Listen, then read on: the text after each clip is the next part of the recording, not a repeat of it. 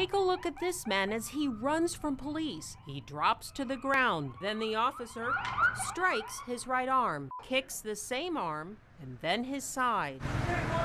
The officer orders him to put his hands behind his back and then radios for help. Joined by another officer, the first officer later pulls him up by his handcuffs.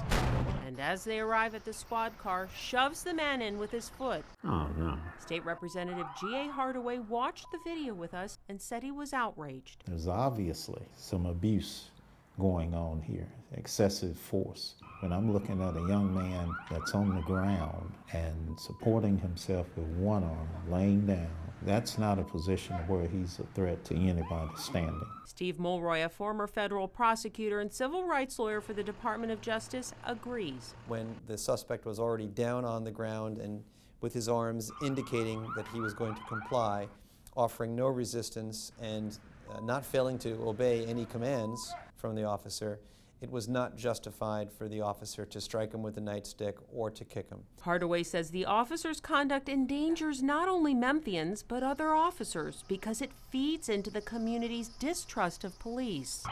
That's unacceptable, completely unacceptable. It unravels every bit of goodwill that has been rolled out. Any child that sees that is going to be imprinted with it for a lifetime. Any adult is going to be imprinted with it. They're going to teach their children that this is what the police do. But not everyone agrees.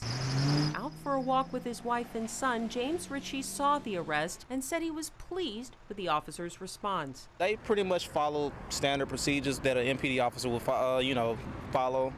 Took him down, you had the other officers come, detained him. We shared the video with the Memphis Police Department. They refused to talk with us about the case, but did confirm they've launched an administrative investigation. We also contacted the suspect. At first, he told us he felt wrongly treated, but now will not talk. According to the police report, the suspect in this case hit a woman and in the process hit his child. The report says he fought with police. MPD's not talking, but the police union is. We asked the head of the union to watch our video and tell us what he thinks. When you hear him say ASP, he's referring to the officer's baton. I don't think they took it to a point to me to whereas it was excessive, because I don't think anybody had to go to the hospital, anybody was injured. You know, I think they deployed the ASP right because you're allowed to strike people in the fatty parts of the body. But I don't know if citizens are ready to see that, you know, because they're like, oh, wow, they beat him.